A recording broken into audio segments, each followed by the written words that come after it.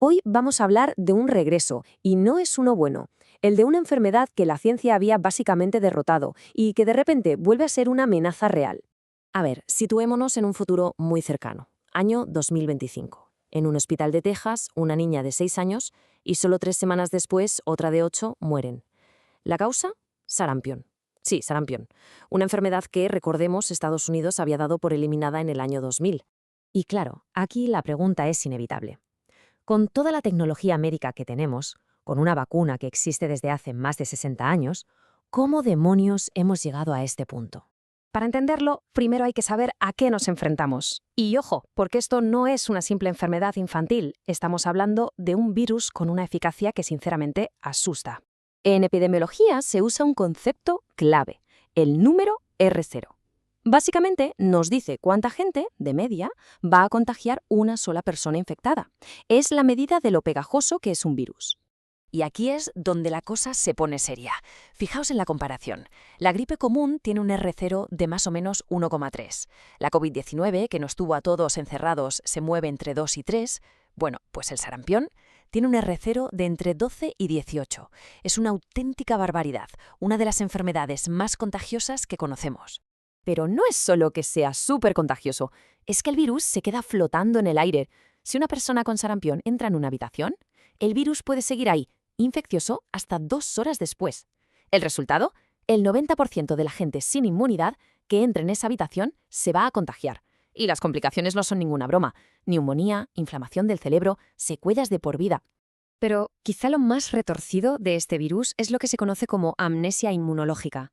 Un estudio holandés demostró que el sarampión literalmente borra la memoria de tu sistema inmunitario. Es como un formateo. El cuerpo se olvida de cómo combatir enfermedades que ya habías superado. La vacuna, por cierto, te protege sin causar este destrozo. Venga, vamos a viajar un poco en el tiempo, porque para entender el presente hay que ver las cicatrices que este virus ha dejado en nuestra historia. El sarampión es, en esencia, un producto de la civilización. Nació con las ciudades. Los estudios genéticos dicen que apareció sobre el 528 a.C., como una mutación de un virus del ganado. Pero necesitaba una cosa, mucha gente junta. Y las grandes ciudades de Eurasia se convirtieron en su caldo de cultivo perfecto. Durante siglos se le confundió con la viruela, hasta que un médico persa, Al-Razi, dijo: un momento, esto es otra cosa. Y entonces llegaron los europeos a América. Y con ellos, sin saberlo, traían un arsenal biológico. Para que nos hagamos una idea, en 1519, la población de lo que hoy es México era de unos 25 millones de personas. Pues mirad la cifra menos de un siglo después. Para el 1600 quedaban menos de 2 millones. Un colapso demográfico brutal. Y el sarampión fue uno de los grandes culpables, junto a la viruela y la gripe. Y esta capacidad de destrucción no se quedó ahí. Mucho después, en 1875, una sola epidemia de sarampión en las islas Fiji se llevó por delante a un tercio de toda la población. Más de 40.000 personas. Es difícil hasta de imaginar. A escala mundial, los números eran de auténtico pavor. Antes de que tuviéramos la vacuna, se calcula que el sarampión mataba a unas 2,6 millones de personas cada año. Es como si una ciudad como Roma desapareciera del mapa anualmente. Una locura. Pero entonces, la ciencia entró en escena. Y aquí es donde la historia da un giro espectacular y nos lleva a uno de los mayores triunfos de la medicina. Todo arranca en el 54, cuando por fin se consigue aislar el virus. Las primeras vacunas llegaron en el 63, pero fue un hombre, Maurice Hilleman, quien en 1968 dio con la tecla. Perfeccionó la versión que usamos hoy, una que es segura y tremendamente eficaz. Se dice que el trabajo de este señor salva unos 8 millones de vidas al año. Casi nada. ¿Y el impacto fue? Bueno, fue un éxito rotundo. En el año 2000, Estados Unidos lo eliminó. En 2016, toda América, de norte a sur, lo consiguió. Y a nivel mundial, entre 2000 y 2020 se evitaron más de 30 millones de muertes. Parecía que el sarampión tenía los días contados. Pero la historia, a veces, tiene giros de guión muy crueles. Y ese éxito tan aplastante empezó a agrietarse. El origen del desastre tiene nombre y apellido: Andrew Wakefield. En 1998 publicó un estudio en The Lancet, nada menos, que vinculaba la vacuna con el autismo. Se demostró después que todo era un fraude con todas las letras.